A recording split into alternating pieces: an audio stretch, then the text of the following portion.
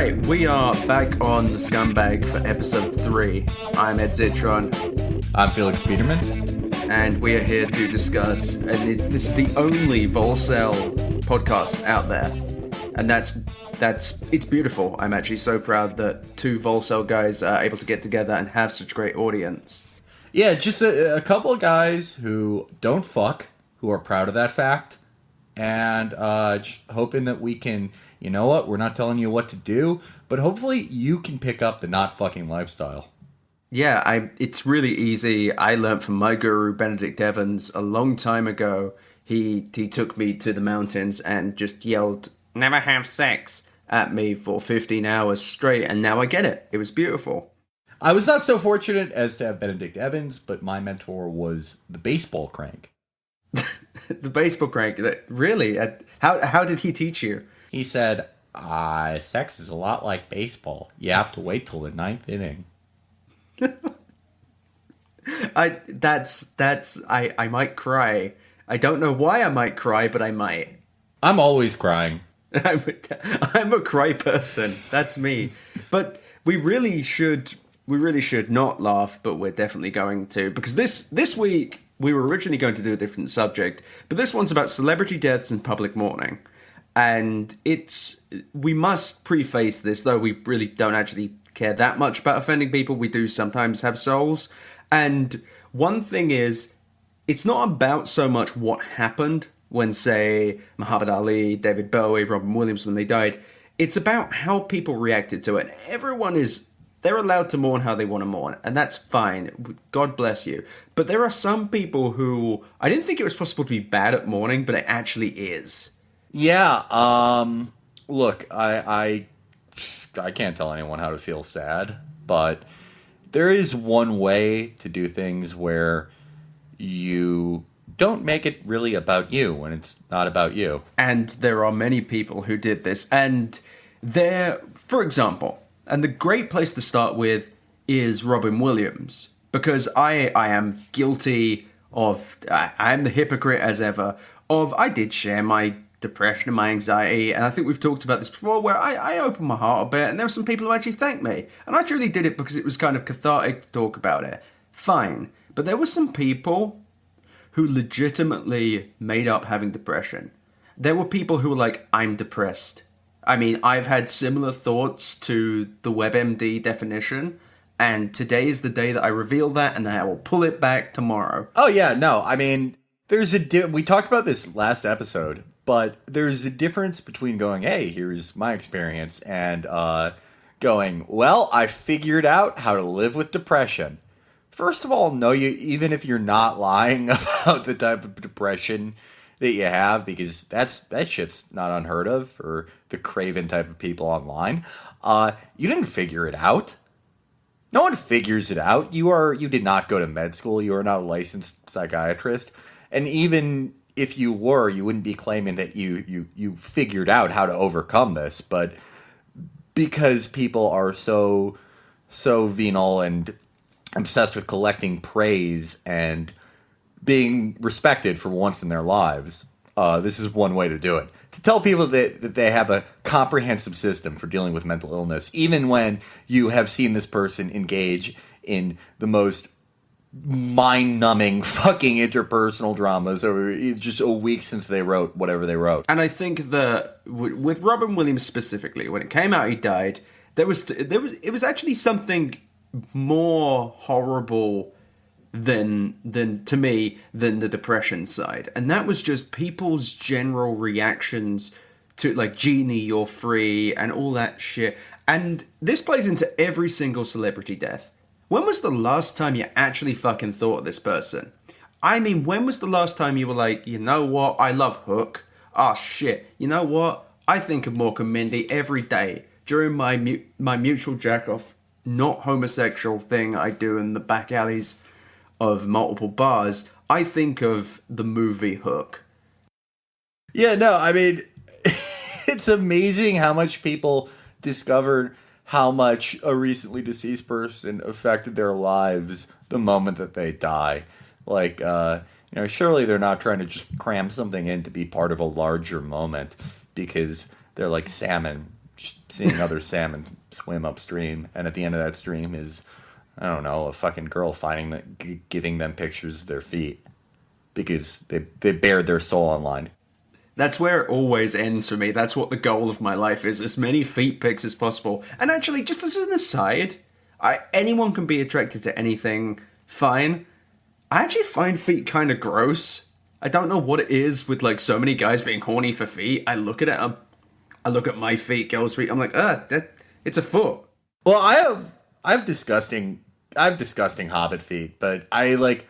Okay, I make a big joke about the feet thing, but I'm gonna pull back the curtain a little bit. I don't have a foot fetish, but like, one of my first sexual experiences was a girl like rubbing her feet on my dick when I was in high school. It's sort of like a stupid, like that's what foreplay is when you're you're like 15 or 16 and fucking stupid. You're just a hairless ape. So. I always liked that, but that's not because it's a memory. It's an important memory to me. It's why Sweetie Show Feet has such dramatic weight to you. Yeah, I mean, in a sense, I guess I'm making fun of myself a little bit. I'm not a foot fetishist, but I have a Proustian recall with with the foot experience. So. Well, I didn't have sex until my second year of college, so I mean, and I was literally having sex in a room with my girlfriend. I was not doing well. I did not finish. And her mother was literally asleep in the corner. And I'm not kidding you. She was like, "I will not let you two sleep together unless I am sleeping in the same room." But she had, and it's a very sad woman actually. She was quite racist. Very nice to me, but if you're black, nope. She used to scream the N-word at the TV during the news, just like a random black dude. What, like Tom Brokaw?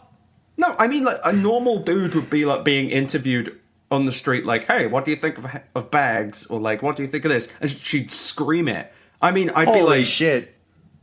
I'd be like watching my fantasy sports crap, and then just hear this vulgar word. I'd be like, "What the?" I mean, holy fuck. But anyway, but let's get back to this comatose woman asleep on the floor, who's the mother of the person I had sex with for the first time. So she, after multiple keystones, I mean, we're talking, I think a whole 12 was how many I counted. Sounds on like one day. Classy lady. She was great, but she also took half a bottle of NyQuil. I saw her down it, and she was comatose, and this is why my brother calls me same room as the motherfucker sometimes. So wait, but we got horribly off topic, but because we were talking about the real serious issues such as people being sad to show feet. But we'll oscillate between these. I feel like these three are really good. It's Muhammad Ali, David Bowie, Robin Williams. But Muhammad Ali was the one that really got me. Because there were a lot of racist friends, and by friends I mean people I've seen on Twitter tweet slightly racist things, but they clearly don't want to admit that just black people in general scare them. Just they might steal something through some sort of force. I love those type of racist people that really try to carefully mitigate their racism, but they're too stupid to do it. So they're like, "Oh, rapper types." It's like, holy shit! Wow. I saw my favorite comment on Muhammad Ali, and it was, he wasn't like one of those thug types. Oh my god. The Muhammad Ali thing was really interesting to me because, as you know, per my occupation, I have to follow a lot of pundits. I have to, the group of people that are paid $350,000 a year to get trapped in elevators and have bad opinions. These people love the discourse. They love polite disagreement. And at the same time, they claim that Muhammad Ali, in part, made them who they are today. Which I love. I love it when any just fucking purely mediocre person tells you that a exceptionally great 1 in a billion, once in a generation performer or athlete made them who they are. It reminded me of all the fucking CPAs who said that David Bowie told him it was okay to be weird. But we'll get to that later. But anyway, Muhammad Ali his opponents thought he was a dick. the U.S. government thought he was a dick because he didn't give a fuck if he hurt people's feelings or not. He said fucking awful things to George Foreman, to Sonny Liston. He refused to serve in the Vietnam War, which these same mediocre people would have cheered for if they were alive or pundits at the time.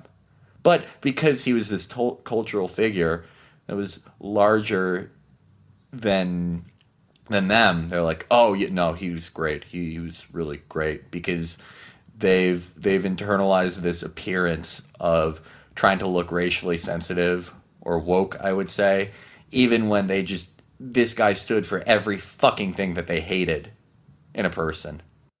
And with Muhammad Ali in particular, there was something... My favourite was the amount of people who I saw post the life picture of Muhammad Ali training underwater. And I respect our historical trolls. Like most people are like, respect our troops. I'm like, respect our trolls. Muhammad Ali wanted to be in Life magazine. He just went, I'm going to make up that I punch underwater to work out. And it's so funny because I posted, like, this was a troll, everyone. And I saw so many people I followed post it and being like, respect the legend. It's like, what are you respecting there? The fact that he just dicked over a reporter, basically, he definitely didn't humiliate the reporter because the reporter now has some of the most iconic photographs of a sportsman ever. But still, on some level, what are you celebrating here? That Muhammad Ali was pretty funny? Because that's what I celebrated there. He was hilarious. Muhammad Ali was really fucking funny, and he was rude, and I think the big thing about Muhammad Ali is that he was exceptional. I mean, his nickname was the greatest. I don't think he was the greatest boxer of all time. I think that's Sugar Ray Robinson, but that's another discussion. He's absolutely the greatest heavyweight of all time. But his very being was that he was exceptional. He was a better shit talker. He was a better fighter. He moved better. He lost 2 years of his athletic prime and came back and became a champion again. Before he went away, he was this fucking amazing evasive boxer that reinvented how people slipped punches and parried and all this. But when he came back, he lost all that explosive athletic first step, and he became this tough motherfucker that would just absorb all your punishment and come back and beat the shit out of you, which is unheard of. That has never happened. No one will ever do that again. But these people who are expressly mediocre, average, and their entire sensibility is so as to cause the least reaction possible so they can get in the slipstream of whatever publication they're in and squeeze as much money as possible just to be cynical functionaries, praise him as if they exist in the same universe. No, there could not be a person fucking different than Muhammad Ali. And I think something that really is it's in line with our podcast is the people who posted that fucking gif of like Muhammad Ali dodges 21 punches in 21 punches in how many seconds. And the reason that infuriated me wasn't so much the image, which was super cool. It's a cool thing. Except I saw that one NBC photographer that all the dudes follow because she's a girl who posts pictures of herself, not because she's actually a very, very, very good photographer. Like a really stunningly good photographer who I believe has gone into war zones and horrible, dangerous places to take great photos. No, it's because she is a pretty lady. But she posted it, got 9,000 retweets, and that all these people, everyone posting that, was posting it simply to get retweets. And that fills me full of rage, because you know what? By all means, mourn how you need to mourn. By all means, say Muhammad Ali was awesome. I actually find it kind of weird seeing certain people call him the greatest, because I'm like, dude, did you just, let me guess, you just went Google Muhammad Ali. Oh, great, Wikipedia. I'll skim read this shit. Brilliant, I now know everything. Great, time to make a vapid statement. It's like, no, none of you, and it comes back to the thing of, you didn't think of Muhammad Ali in years. I guarantee you did not even give him one, you might have given him a passing thought in 2015 where you were like, yeah, here's a boxer. Yeah, I mean, you saw that when people said he transcended race. No, he didn't. No. He was unapologetically black in a fucking time when that was very courageous for an extremely famous person to do, or anyone to do. That shows that you fucking know nothing about him. You know what? We crack on the baseball crank a lot, and I really cracked on what the baseball crank said after Muhammad Ali died, where he went, I respect Muhammad Ali, but and I think he was a great boxer, but I don't like how he didn't heed his country's call to fight in Vietnam. And, like, yeah, that makes him a fucking weird dick that he said that. But holy shit, at least he's honest. That's what he really thinks about him, and that's what he would have thought if he was the baseball crank at that time. It's way more honest than the people who have the exact same beliefs and are like, thank you, Muhammad Ali, for speaking your mind. You know, none of these people want anyone to speak their mind. At least baseball crank was fucking out in the open about what an authoritarian freak he is. And Benedict Evans... right on time, everyone. This day in history, June 3rd, Muhammad Ali saves a suicidal man. Nailed it, Benny. You did it. Today's news many weeks later. It's like, thank God for Benedict Evans. But always on the ball. Well, oh, yeah. It's and the Muslim thing. No one really wanted to talk about that. Like, they wanted to like dance around it because there are definitely people I know, and they'd never admit it, who just equate Muslim with, like, terror. And it's just, as being from London, where, like, Indian people, Pakistani people, you can tell them apart because they are completely different. Like, there are people from Saudi Arabia, also very different from India. Different country, landmass, and they're very different. Over here, it's like, oh, so he's a different kind of brown person. All right, what kind? Muslim? Oh, dear. Wait, it's Muhammad Ali. I need to like him now because he's dead. Yeah, I mean, and Muhammad Ali had every part of his life was kind of amazing and dramatic, and his spiritual life was no different. He started out in Nation of Islam, which is a very weird religious group. It's actually the leader of Nation of Islam, Louis Farrakhan. I grew up 7 blocks away from where he lived, and I grew up in Chicago. Just like a really weird conspiratorial group. Then he became a Sunni. Then he became a Sufi in the last few years of his life. Just, another amazing, strange, multifaceted part of this guy's life. But you wouldn't know it by the people mourning, pretending to mourn him. And my favourite thing, by far, was when I guarantee so many people were like, oh, thank God, I can finally get myself involved in this and get attention. When Donald Trump said, I'm sorry, Muhammad Ali is dead, and then everyone was like, let's post the thing where Muhammad Ali denounced the thing about the Muslim. It was like, you know what, actually, not a Trump supporter. The guy probably didn't even make the tweet, and if he did, he's probably like, he's dead, like he's dead, and it's bad, he's dead. And yeah, it's hypocritical, but oh my God, that's the hill you're gonna die on today. Well, I think that, I don't know why this is such a thing. I think I blame the West Wing. Why I think liberals they think catching somebody in hypocrisy is like that's checkmate in any argument. Because of every scene in the West Wing where, I swear, there are like 6 scenes in the West Wing where the president goes, all right, get all the Christians in one room. And he brings up the Bible and he's like, oh, you feckless bastard, do you agree with this too? Well, by your logic, in your book, you should be put to death. And liberals saw this when they were coming of age. They touched a tit for the first time and they go, yes, this is how to argue. Well, there was the very famous, I don't remember who yelled it and I don't remember why, which is why I don't write about politics, the whole "you lie" moment. Yeah, Joe Wilson. And that was a Republican? Yeah, Joe Wilson from South Carolina, I believe. That must have been like the biggest liberal erection. I'm a moderate. I can't even vote, so I don't even know where I fucking stand on half the shit I talk about, which is good for PR. It's like most PR people. But I remember when that happened, and I don't remember the Twitter reaction, but a few friends of mine who are diehard liberals who are like, yes, haha, I caught you in a moment of crazy. Because that whole, by your logic, you have proven my point thing, that was their moment to go, aha, you have proven you are crazy people, and you've proven that every Republican, due to the actions of one, is a crazy bastard. QED, RFID, PCMCIA card. Yeah, no, it was, this is the strategy of a lot of liberals, and you saw it replicated with monstrous success by one Jeb Bush when he was competing against Donald Trump. The strategy is just cross your arms and go, well, you don't know how bad you look, mister. Not allowing that there are millions of people who go like, no, fuck you. I don't care about your verbal rules. Go fuck yourself. And it's great as well because it goes back to, and this is both sides. This is a bipartisan fuck up where it's that they truly believe that they are so important that Donald Trump's reading it is like, oh no, I was caught in hypocrisy. Well, time to turn in the hairpiece.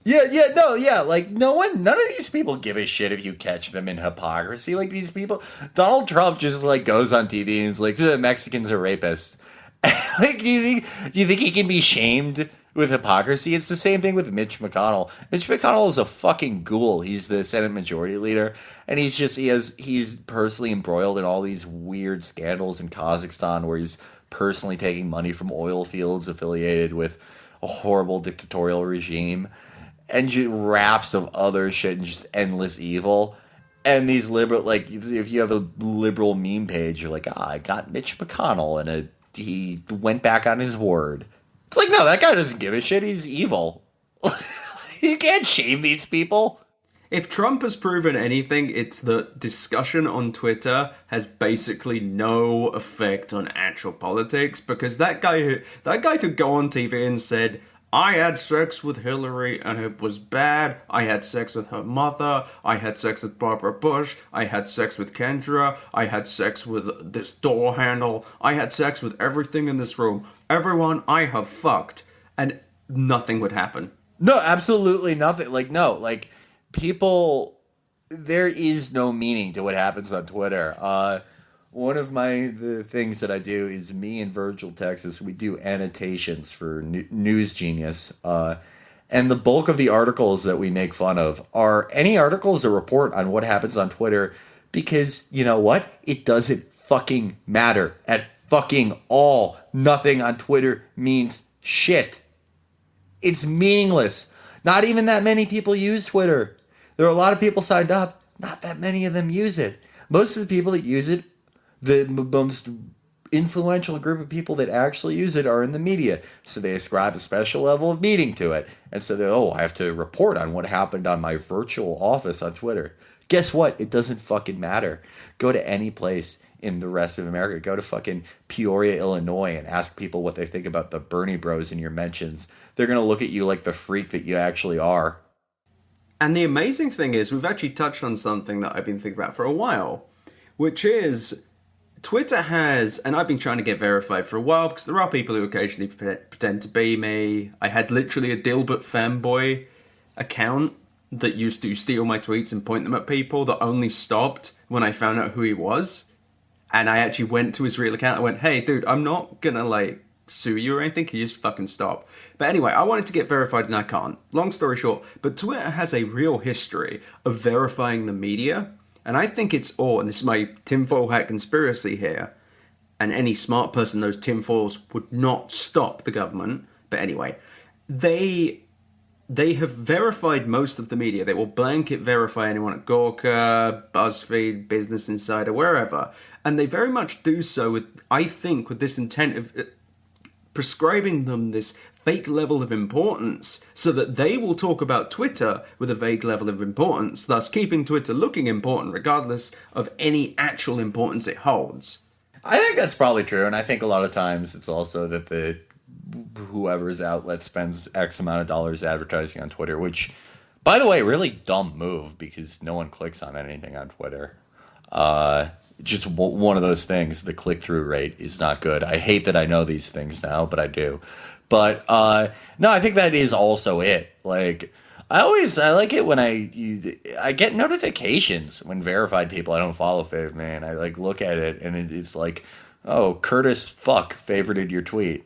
And I go, who's Curtis Fuck? And I look at their page, and I have, like, 20 times as many followers as they are, but they have a little thing like, a reporter for the San Diego Gazette. I'm like, why are you verified? Way more people know who I am than who you are, and I'm not even that many people know who I am.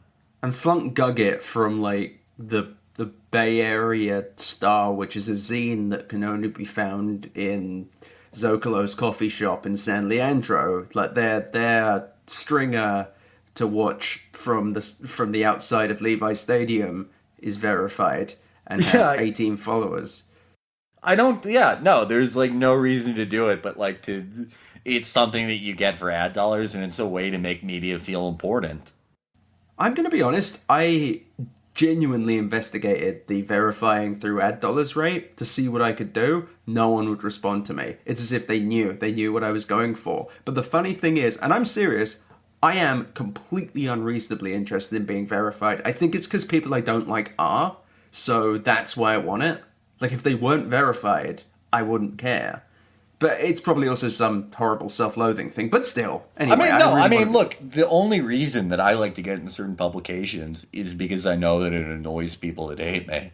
Like, I'm a fucking enormously petty person myself. Oh, me too. How much would you pay to be verified? $3,000? Look, if I scale it to my income, I guess that means I would pay fucking $300. Is it worth the mental anguish of the people that hate me to do it? Probably. Yeah. I've spent $300 on shit that is less valuable to me than other people's anguish.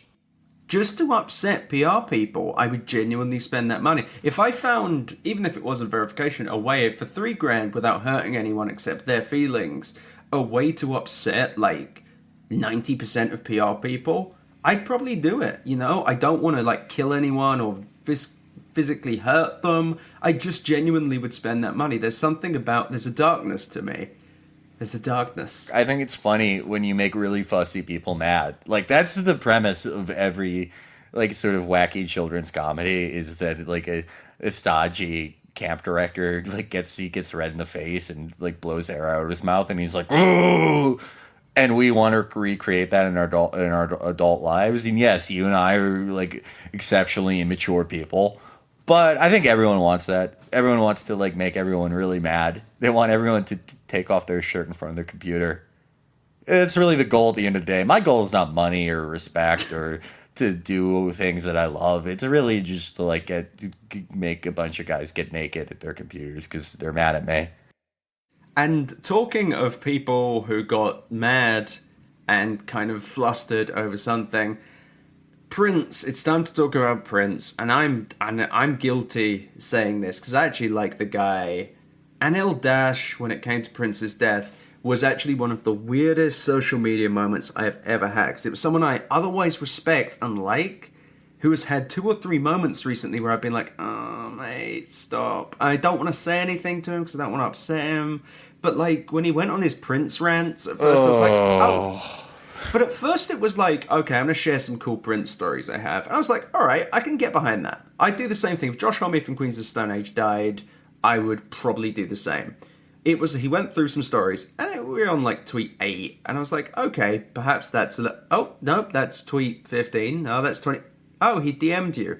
Oh, God, you're going to repeatedly talk about Prince DMing you. Oh, Jesus Christ. And you know what? I actually think he had... I know that you're going to definitely say the opposite, which is fine. I can't wait. But seriously, can't wait.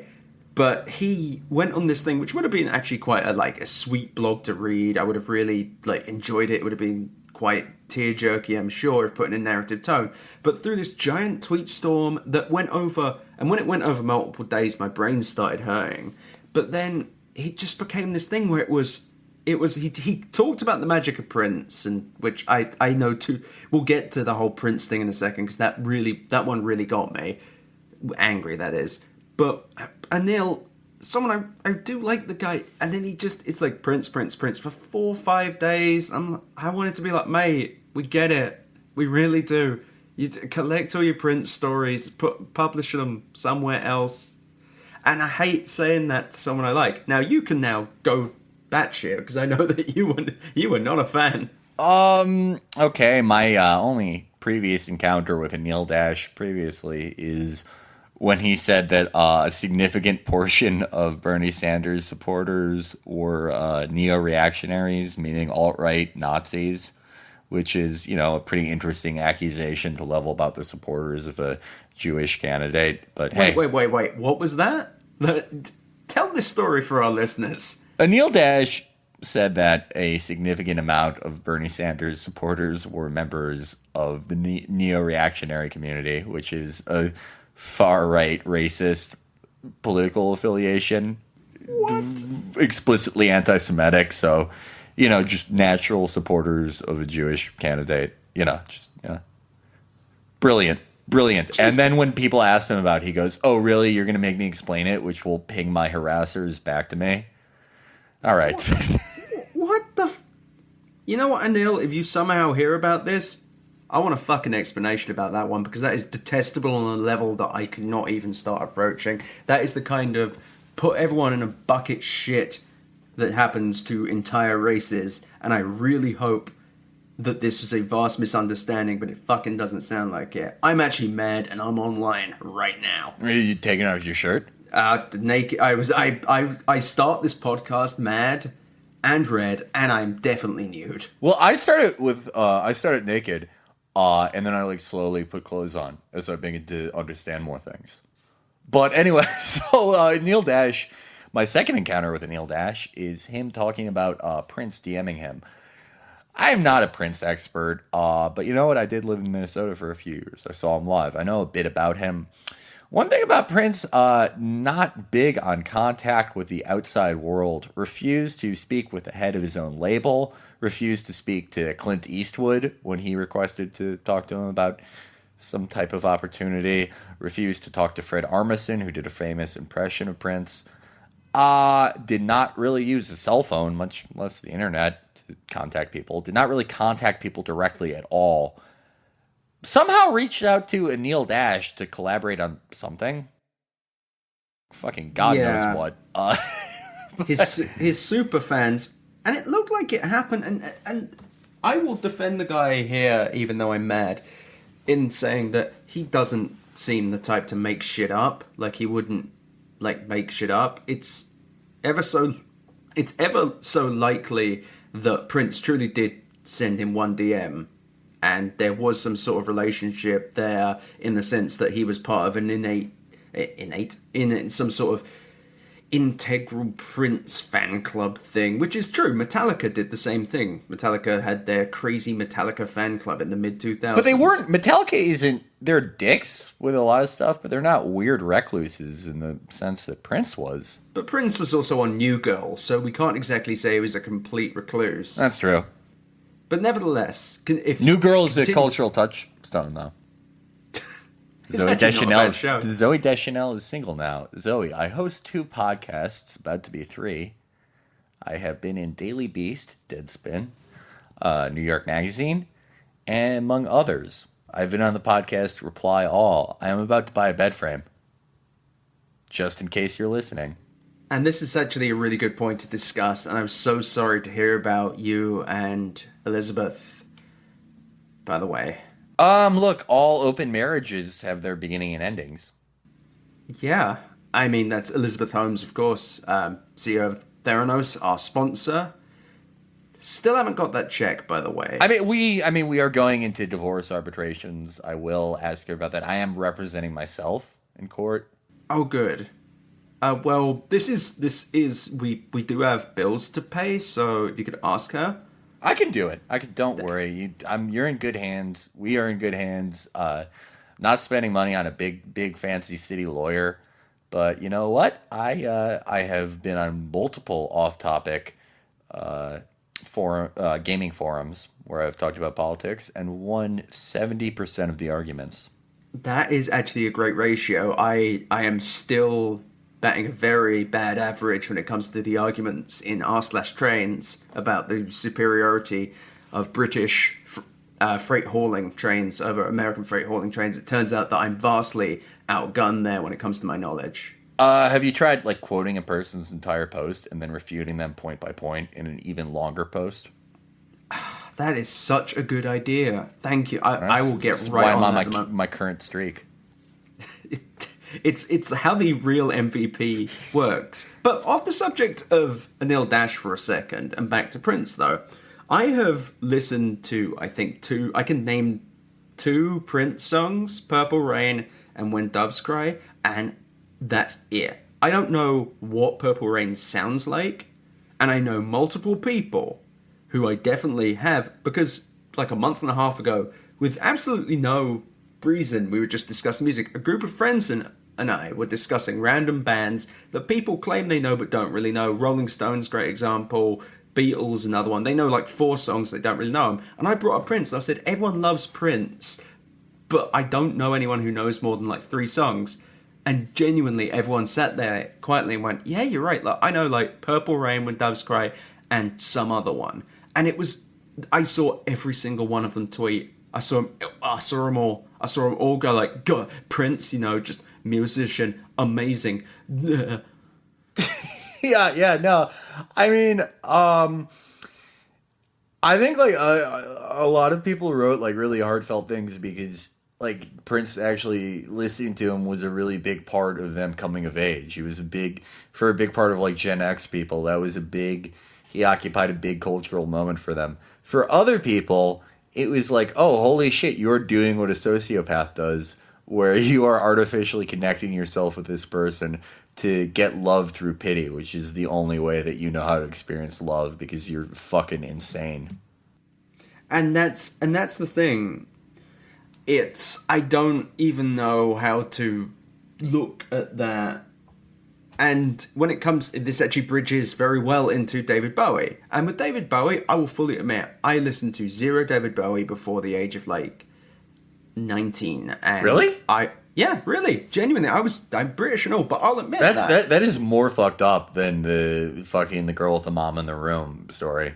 Well, I apologize, but I make up for it with an even more fucked up story. The actual reason I got into David Bowie, okay, I think I heard a few songs and I really did truly love Space Oddity, and used to get mad as a kid when people would call it Major Tom. Like, I used to get into arguments about it.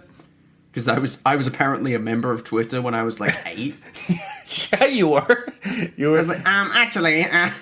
Well, I mean, I got mad about people calling Baba O'Reilly Teenage Wasteland. Yeah, that's actually why I got into MMA, was to assault those people. And that's how people would beat you in fights. They'd actually antagonize you, being, yeah, do you like Teenage Wasteland? And you'd be completely just... Yeah, I would run at them with my chin up, and they would knock me out. Exactly. But no, I actually, because of the movie, and this is so sad, I know, but I was like in college having a terrible time in Aberystwyth, Wales, and I went and saw The Life Aquatic, which was...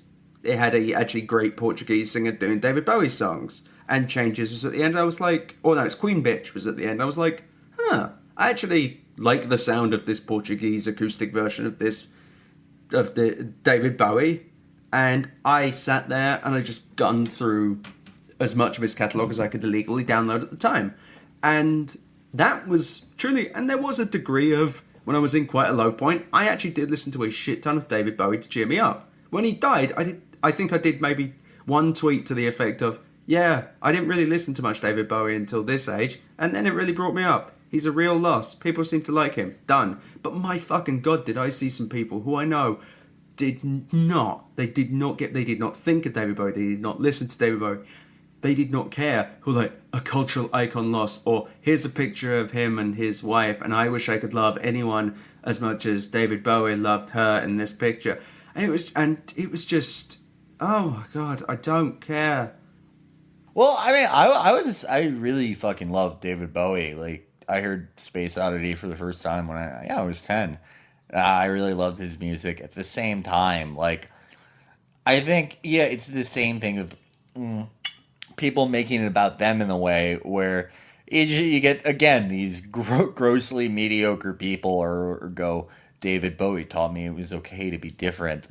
And it's like, what the fuck is different about you? First of all, you're doing what everyone else is doing right now, where you are artificially trying to become a human being by actualizing yourself through the pity of others, by grieving and you can't. I'm sorry, you can't grieve somebody you never fucking knew. You can't. I'm sorry, you can't. You fucking can't. It's impossible. Yeah, and there are very few cases where I disagree with that. Maybe I will cry like a bitch when Josh Homme from Queens of the Stone Age dies. I will probably not mourn because the music's still there. And there's actually some commonality between all of the people we're talking about. Muhammad Ali, David Bowie, Robin Williams.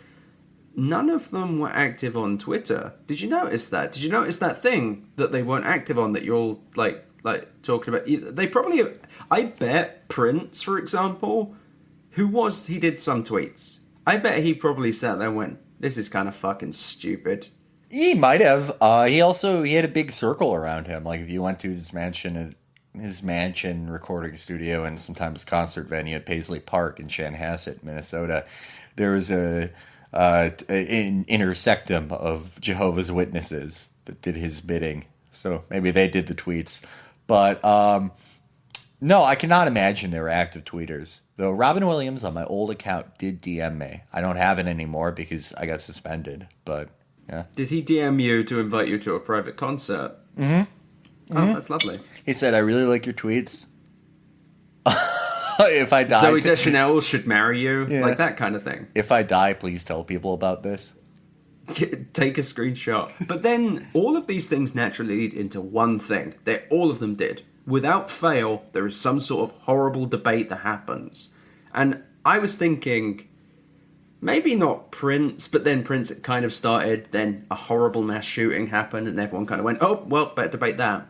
But Twitter and Facebook are the worst places to debate anything. So when Robin Williams died, now was that 24 to 48 hour period when people were able to hold one consistent thought to discuss anxiety and depression. And we need to, as a society, band together and say, you know what, it's a disease, and we need to treat it like that. We don't need to abhor people with depression. We don't need to, we shouldn't treat them like it's like any disease. Except, guess what? Fucking hell. Yes, it should be treated better and all that, but also there are plenty of other diseases that are not mental diseases that people get made fucking fun of and hated for. A shitload. It's almost like we should have a policy that it would be markedly easier for people that have trouble to get treatment for their diseases. It's almost like the concept of raising awareness is just a performance piece for people to show how righteous they are without having to take any monetary or time hit.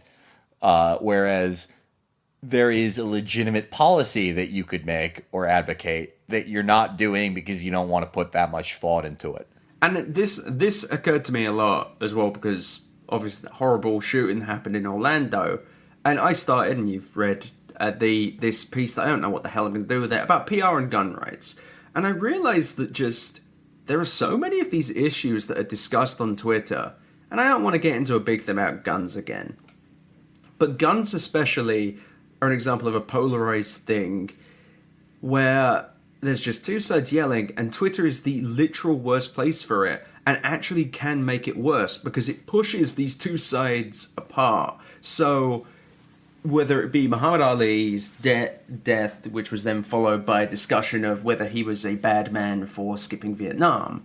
Is it that Prince was a druggie, because he was on opiates. So you've got one side saying, hey, you know what, he was a troubled guy, and people who use drugs, they need help and treatment. And other people who say, no, they're criminals. And in guns cases, it's like, okay, so you like guns, you're now an actual criminal yourself for owning one, and guns are the worst. And there was a horrible tweet from someone I really respect who was like, you should shame any gun owner you know. That's the only way we'll change things. And not only does that prove the impotence of Twitter, but it was like, wow, Jesus, that's how you look at things? Like it's just pure polarized crazy. Like, you start to see people's real colors after these horrible... Anything bad that happens, you see people's real, true colors come out. Be they up their own asshole, or truly just violently against things. And I mean violently. I think that, shame anyone who owns a gun. That's an interesting thing, because the big reaction I saw out of people after any shooting, after anything like that, is just plugging their ears and yelling, plugging their ears and saying, guns are disgusting, I hate them, I'm never going to think about them, I don't know anything about them, I hate disgusting, if you own a gun, you're disgusting. And in doing that, you are ensuring that there will be no actual policy discussion. you become the liberal caricature of everything that conservative gun owners fear and don't want to give up any inch in regulation, because you are that. You are the out of touch coastal dipshit who prides himself on crying without coming up with any policy solution. And there is a world of policy discussion to be had here. A bunch of things that we could figure out. But when you just plug your ear and show off your Twitter audience and like do the .@ reply to everyone you're arguing with, it's like, no, you don't want anything to happen. You want to keep doing this. You want this to happen again, so you can show everybody how fucking principled you are. So you can have a big tweet where you're like, if you own a gun, you're a piece of shit, and then screen cap everyone who yelled at you and go, oh, the real massacre is my mentions, because you're a fucking piece of shit who like sees every time that people dies, you see it as an opportunity to show off your moral character and simultaneous lack of command of any policy. And this time when and it makes me physically sick to say it, this mass shooting, I actually tried to see how people would react to something, not as a troll, but as a actual attempt at discussion. And that was to say, there is no way that they're just going to ban guns. We need to make very careful steps to move forward with legislation across varying states to do this and this and this. There will still be violence, but it will be less violence. And sadly, both sides saying, liberal side saying that's not enough will mean nothing changes, because the Republican, or whoever it is, the reddest of the red state people will yell, well, now they're taking our guns. Obama is going to smash through the wall like the Kool-Aid Man and steal my gun safe. Like that, and it's just pushing people apart. And I got people saying stuff like, well, that doesn't fix the problem. I'm like, you realize that this is like multiple two-term presidents to get anywhere near fixing. And that's assuming that every single president is like, yeah, we need to fix this. Yeah, it's interesting too, because you see a raft of people that say universal healthcare is impossible, despite every other industrialized nation seeming to have it almost. Whereas confiscating every fucking firearm in America, eminently possible.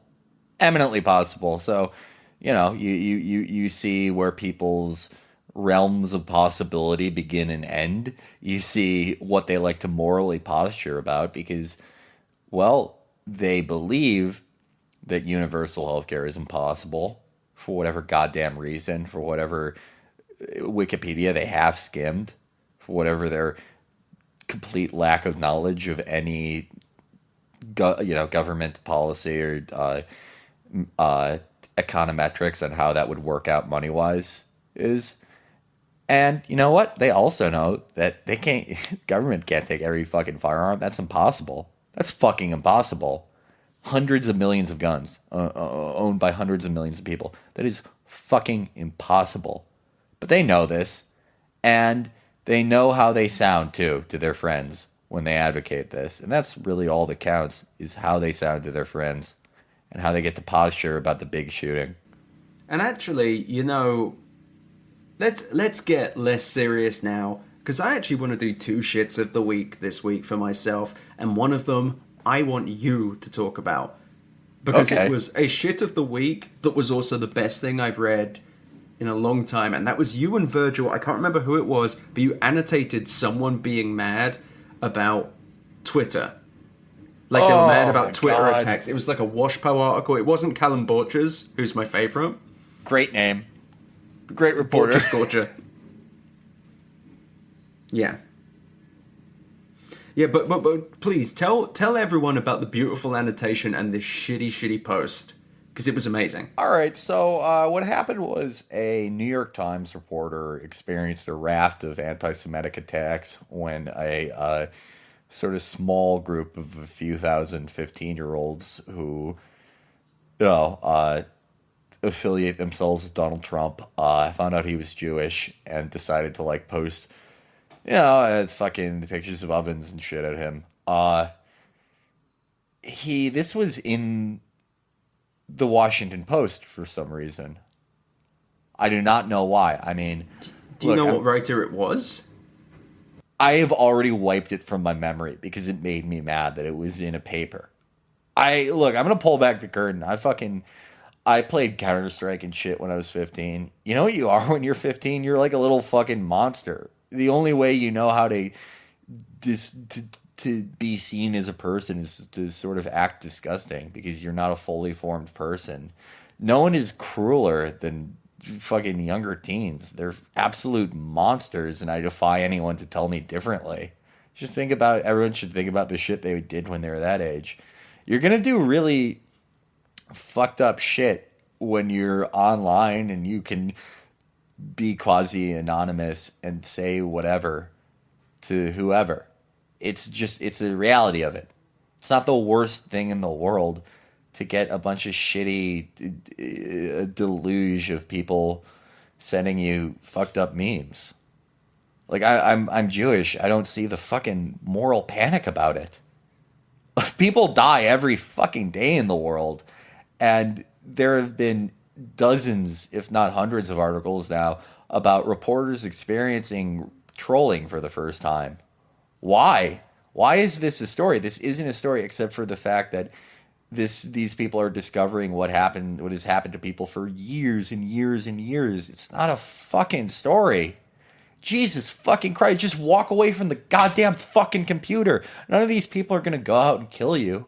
You know where journalists get killed? They get killed in Turkey. They get killed for reporting on the regime. They get executed in Saudi Arabia. They get blown up with suitcase bombs in Russia. In America, they get rude memes tweeted at them, and they fucking act like they are at Crystal Knocked right now. It's fucking incredible. It's absolutely fucking incredible. And I think that something you did well as well was, like, you understand the ramifications of how horrible something like this feels, and how horrible, like you said, like how horrible teenagers can be. And it is, taking the piece away, horrifying that someone would be attacked and have anti-Semitic shit thrown at them by these horrible people. I think it was the fact that it was written with the same hand-wringing that someone describing the decimation of an entire city, like someone was discussing the carpet bombing of Dresden in the same terms, discussing Twitter like that. It's like, I can't even think for a second, like, why someone needs to give that much drama. Perhaps, if they were actually intelligent, they should have stepped up and said, this happened to me, and this is happening to a lot of people, and Twitter isn't doing enough, and use that platform to actually, enact real change. But no, that wouldn't be about them, would it? It would only be about, multiple people, and then no one would give them e-jerk-offs. Me, my feelings, me. But you said they talked about it with the tone of destroying a city. You know what? Go back. Look at how these people, do you remember the fucking assault on the Médecins Sans Frontières hospital in Kunduz in Afghanistan, when an AC-130 just leveled a hospital, and the doctors and the nurses that were in it that just wanted to treat people in a war zone because they suspected Taliban were in there? Just fucking, not just civilians, but people who selflessly went into one of the most dangerous countries on earth to just fucking take care of sick people. Well, let me stop you there, Felix. This guy got anti-Semitic tweets. That's true. But look at how these people talk about Kunduz. They go, well, you know what? Not great, but, things happen in war. You put 2 million people on Twitter, and someone says some fucked up shit to you. It's a moral panic. Just look at how many articles these people wrote after it turned out that, after their raft of denials, that we didn't know we were attacking a hospital in Kunduz, when it turned out that NATO consciously attacked a Doctors Without Borders hospital. No tone of conciliation. They didn't even want to talk about it again. But hey, fuck that. That's dead foreigners. That's dead people they don't know. And an authority, a group with authority did it, so who are they to question? counter that to how they respond to this. Counter that to the tone of this fucking article. Yeah, It's fucking incredible. And watching like upset people be upset and writing in that kind of heartbroken tone, like disgust at the world way, it exhausts me. But I want to hear your shit of the week now, because it's a doozy. All right. So people know this week, a toddler was dragged by an alligator from a body of water in Florida. There was no warning that there were alligators in this water, and the father tried to wrestle the alligator, but unfortunately, the child died. The very young child, 2-year-old child, died an incredibly fucking grisly, horrific death. There's no way to save it. Yeah, nothing you could do. There was no warning. It was just one of the worst goddamn things you can imagine. A normal person's reaction, I don't know, what would it be? Like, holy shit, that's terrible. They should have put signs up. Holy shit, is the family okay? Is there anything we could donate to the family? But if you're a snarky lawyer, if you traffic and snark, if you're always correcting the white dude bros about their privilege while you yourself are seemingly of 108% Prussian descent, maybe if your name is the now deleted Brienne of Starth, you will say, I'm so finished with white men's entitlement lately that I'm not really sad about a 2-year-old being eaten by a gator because his daddy ignored signs. Holy shit, what the fuck is wrong with you? What the fuck happened to you in your life? I think being eaten by a crocodile is racially... It doesn't seem to really actually, like... I don't think the crocodile was like, look, a white kid. Yeah, I know. I mean, I literally don't think a lot of animals see color. But holy literally. shit. What the fuck happened to you in your life that you're like this? How can you even fucking connect this with white privilege?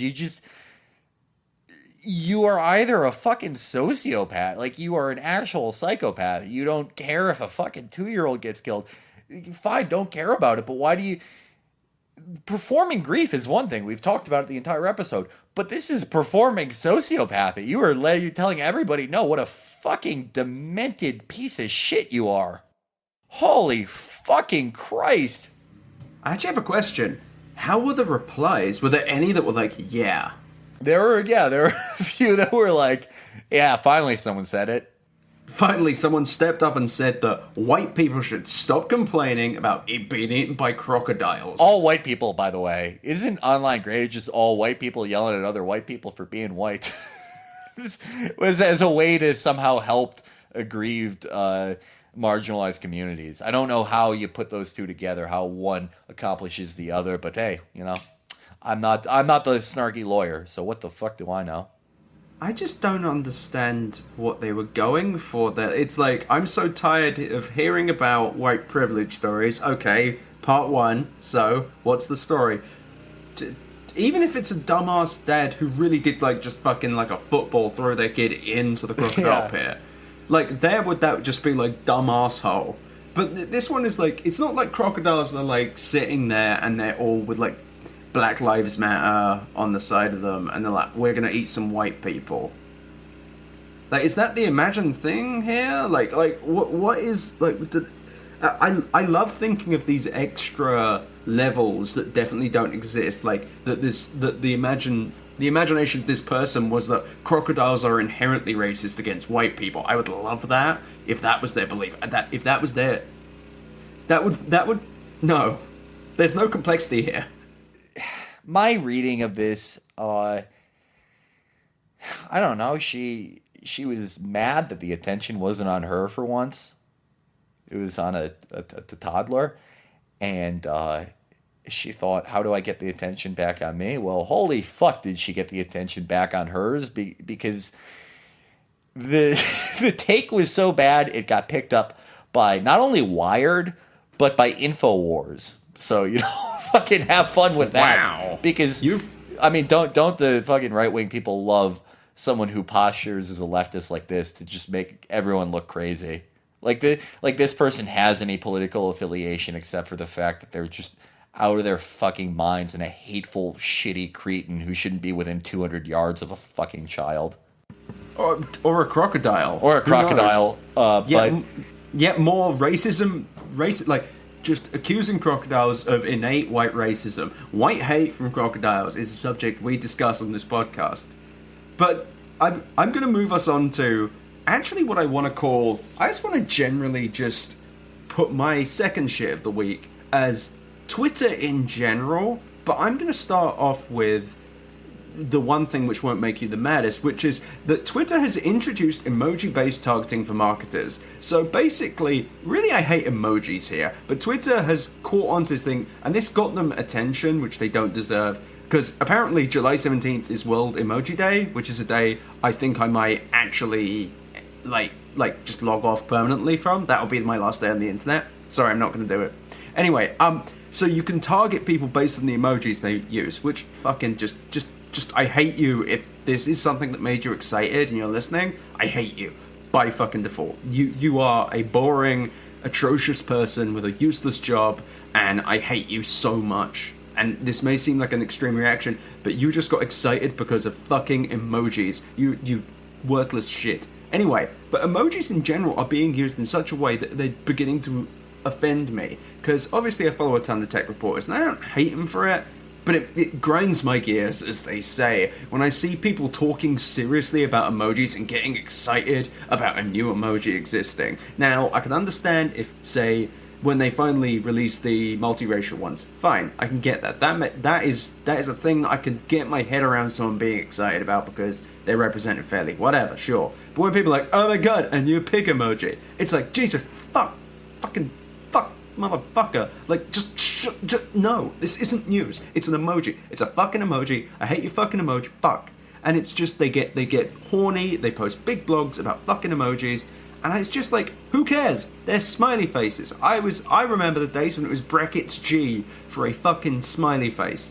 I prefer that shit because at least back then I didn't have to read insipid pieces about fucking emojis. Well, I actually think they have a lot of meaning. I mean, the Egyptians used to write with hieroglyphs, and we use emojis. We, the modern day pharaohs. I don't see what you're so mad about. They're a big part of most people's lives. They're very important. Maybe it's the first thing you see when you wake up, and maybe like if you see the eggplant, it sets the tone for your day. You're gonna have a horny day. You see the fucking smiley with the heart over his eyes, and you go, I'm in for a good one. You see the gas sign, you go, I'm gonna be driving today. I think it's beautiful. Yeah, it's the modern language, but this moves on to just Twitter has been terrible this week. It's just been bad.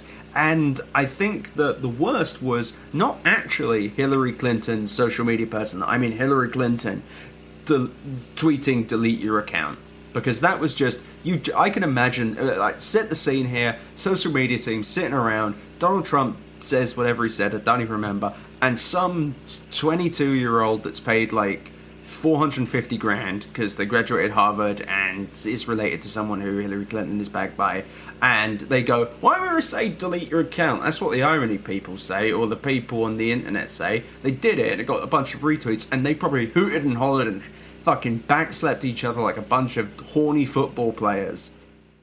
That was probably like, I can't think of a fucking grosser scene to imagine than like the Clinton campaign social media team after that whole thing. Can you think of a more craven atmosphere? They're like counting the retweets. Oh god, they probably oh no, they probably had like a big board like comparing how many retweets that got compared to like Donald Trump's. They're like, we got to be on a 2-to-1 ratio. We're on a 2-to-1 ratio. We call that the Hardwick ratio. And then they didn't quite make it, and someone gets fucking fired. Yeah, like just like, we didn't make it to 24,000 retweets. I think it's Tim. You know, you came up with the idea. You're gonna fall on your sword. Tim, Get out of here. You are off the Hillary team. Hand in your F-35. Yeah, the F-35. You give everyone on the campaign an F-35 for some reason. Yeah, it's just like, really just whoever like is the financial operator is just completely stupid. It's just like the F-35. But this was not actually what I hated the most. And I'm full of hate. I'm an unbridled typhoon of shit and hate. But what got me the most was the discussion of that fucking tweet. I mean, shoot me in the ballsack. It was the most inane conversation I have ever seen. And I can't remember the piece. I can't remember it. My mind is trying to help me, but I'm going to try and find it. There was the one that discussed what it meant that she deleted I'm her retweeting account. her in the Atlantic. It was called I'm retweeting her. Oh my god, dude, just fucking defect to the Taliban if you're going to write that. I don't want you in the West. This is like the shit of the month, the shit of the life. I mean, Ian Bogost. And to my knowledge, this guy is famous for something game-related. Also, he writes for The Atlantic. I don't know how. Yeah, he coded the Half-Life 2 mod Pedant quest. Yeah, is that the one where you go around looking at unremarkable things and writing a great deal? Yeah, you use the gravity gun to assign meaning to bullshit. But this piece was so, and I remember how I saw it now, it's because you and Virgil annotated it, but this thing was so amazing in its complete, and I think it's such a good way to end this particular one, because it's like, when it comes to celebrity deaths and such, people add this extra meaning to their experience, and this is 100% people adding meaning to something under 140 characters, and people did this all over. There were multiple think pieces. This was just the worst. And it was like, and we are like, I'm going through the piece, so you are maybe 250, 300 words in, and it's like, Trump, ever combative, was quick to fire back. How long did it take your staff of 820 people to think that up? It's like, who gives a fucking shit? Both of them should have been made to like sit in the corner. Yeah, no, it was like, I mean, I saw a lot of people who were like, oh, kids, politics has stooped so low. And it hasn't. Like, politics has always been a fucking disgusting, humiliating enterprise since people could even vote. It has always been a low cultural thing. Like, oh, God, I mean, people fucking campaigned against they campaigned against Warren G. Harding by claiming he had a black grandparent. Like, it's a fucking disgusting thing. There's never been any golden era of honor. Anyone who claims that we have to go back to that is full of shit and weird. But it was another embarrassing moment in politics. It was one of those perfect, like, Ian, like, it was like some, I think the best living satirist is Armando Iannucci, and somehow reality has outpaced him. And, like, just becoming more, but that's why he's so good, because he captured, like, this is just as craven and disgusting and petty and fucking, at the end of the day, frivolous, and we'll all forget it as anything in the thick of it. In the thick of it was just, this is exactly the kind of, I could imagine, whoever the particular kiddie fiddler was that got kicked off the show in the first season, I always forget. But nevertheless, I could imagine them in the back of a car being like, the deputy chair for the environmental sector tweeted at you, and he said that your plans were actually bad. And then Toby says, well, why don't you just say, delete your account? It's a Toby thing. It's a Toby And move. exactly that, he's like, oh, that's good. And then I can't remember the character names apart from Malcolm, but the other fellow would be like, oh, that's good. And then they do it, and then Malcolm, the other Scott. Yeah. Well, no, Malcolm walks in after the three of them, because it was always Toby, the two idiots, and then Malcolm was going, what the fucking shit is this? Delete your account. Is that a professional thing that we fucking do here? Are you Nancy fucking Drew with your investigative effort into the great words of politics, you stupid shitheads? Who even gave you access, Toby, you twat? And like that would have actually been a thing that happened, except this happened in real life, and we got treated to such amazing Gorka political commentary. And I like Gorka, I really fucking do. But Gabrielle Bluestone, I'm disappointed. And filed to 69. No, I won't even say the word that the word that I say to that number is taken away. That's how angry I am. Hillary Clinton just shut down the haters with this one simple tweet, and capital S, capital L, A, slay. and then delete your account. And of course, Mike had something to say because fucking Mike. But dude, this probably kept Mike alive for another 6 months. Sorry, my friends who work there. Yeah, sorry everyone. By the way, yeah, I actually liked some stuff on your site, but this is a fucking appalling situation. Every site has to fucking push out really shitty things. Yeah, just between this and the Ryan Gosling stuff, guys. But really, it's amazing that somehow Gawker's totally awful, lame post, which they would probably argue was sarcastic, but definitely wasn't, was somehow beaten by this obstinately shit. I mean, like, this was like, it feels like it was dedicated to being shit. It felt like he like, cracks knuckles, I'm gonna sit down and write something completely fucking bereft of any actual intelligence or commentary beyond just my jacking off on the keyboard. With, like, for one thing, it acts as a microcosm for the contemporary media business. No, it fucking doesn't. He then says, when news breaks, journalists must cover it. You know what? First of all, that's a fundamental misunderstanding for, like, several things. But the battle between attention and policy finds a parallel in the battle between clicks and journalism. No, it does not. Literally, it does not. That is not. No. Yeah, no, I mean, I'm going to defend Gawker here. I think they were being sarcastic, but I'm even going to defend Mike. Like, sometimes you have to, God, you got to pay the bills. You got to fucking do the shitty thing that people will click on, the advertisers. I'm not going to defend people ascribing any fucking meaning to this at all. That this represents a cultural touchstone, that Hillary... I saw one that it said that it means that Hillary is in touch with the millennial vote. God, she lost like fucking 70% of the millennial vote. You're out of your fucking mind. In touch with Benghazi? Yeah, in touch with the deleted emails. How funny would that be, by the way, if she like did go to prison for the confusing email crime? I don't even know if it's a crime.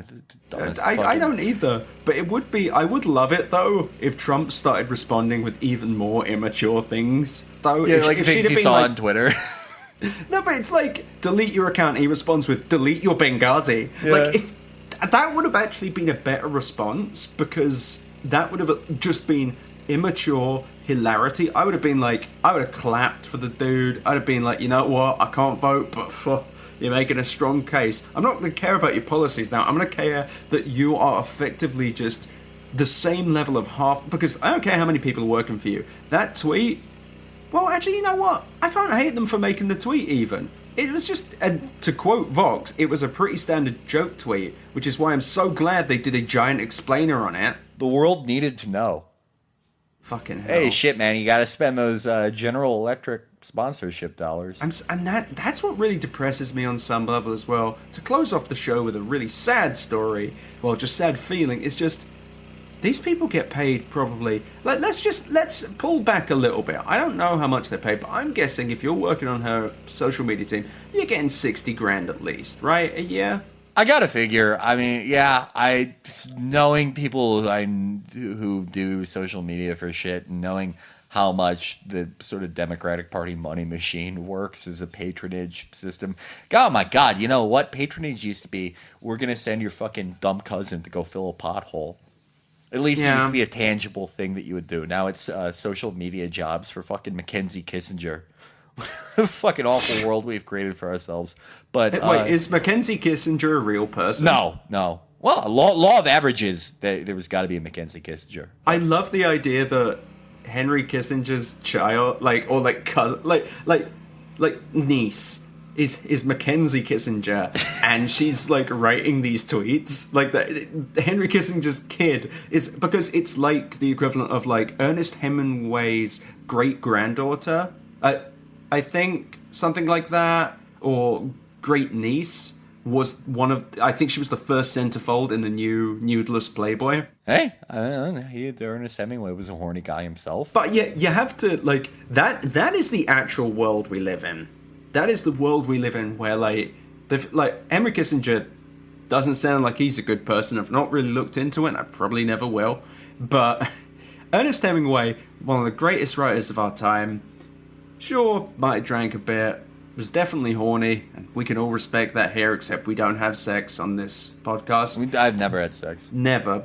Volcel all the way. But I love that, like, this is the future where, like, the great descendants of the most brilliant people in our world are looking in the middle of the Playboy. And I can't really talk. I mean, I don't think that it's that bad. It's not like it's not bad at all. And she actually did tasteful, intelligent photography. It was great. It's just that's where she was able to get famous, and that's what she'll be known for. The outlets are demeaning. But at least you know what? Maybe it's not that depressing because not really. It took some great photos. I mean, it's not like oh god, I don't know. What do you think, fucking Francisco Franco? There's a chinsiness, the chinsiness of the descendants of evil, like you know, I actually don't know if there was a Mackenzie Kissinger, but like, you know, you see these a lot where you see like these, you know, like what do you think like Francisco Franco's great granddaughter or grandson is doing right now? Probably like on Twitch stream, and there's sort of like a chintziness to that. You get depressed by sort of the chintziness of the evil. It's different from the banality of evil. You want at least a greater level of dignity ascribed to pure evil. But hey, there never is. We live in a silly world. I actually do take it back. I take it back. Ernest Hemingway, from what I have read of him, would have actually been totally fine with that. Yeah. He'd be like, you know what? My descendant is famous and is at least creating some form of art. Maybe. Or maybe he'd have been a gigantic asshole. I'm neither related to nor smart enough to read his work, and I actually can't read. But I think the greatest insult would be if Ernest Hemingway's descendant was a social media manager, or like an engagement editor. It would be depressing, yeah. I mean, because it's like a depressing type of job. But yeah, I can't really talk shit. Look at what I do for a living. At least you're right, though. Just the idea of an engagement editor, or like someone whose job it is to do Snapchat professionally. Like what? Like if like my name's fuck it, I'll think of a name. Despot Hemingway. That's my name. And I am here for Nonce Magazine's new Snapchat podcast, whatever, and that's what I do. Like, think about it. You're related to Ernest Hemingway, and that's where you've ended up. Like, there is something upsetting about people who exploit all their nepotistic connections to end up like recapping Real Time with Bill Maher. That is actually the saddest thing, and a great place to end this. Thank you everyone for listening, by the way. We rocketed up the charts with our first episode, and if you would subscribe on iTunes and download and get other people to download it as well, even if they don't listen, we just want to get to number 1 so I can finally insult Malcolm Gladwell. Finally. Fuck that guy. Fuck Malcolm Gladwell. But thank you. You've been listening to The Scumbag, episode 3. I'm Ed Zitron. I'm Felix Peterman. Thank you so much, and you'll hear us again next week. Bye, everybody.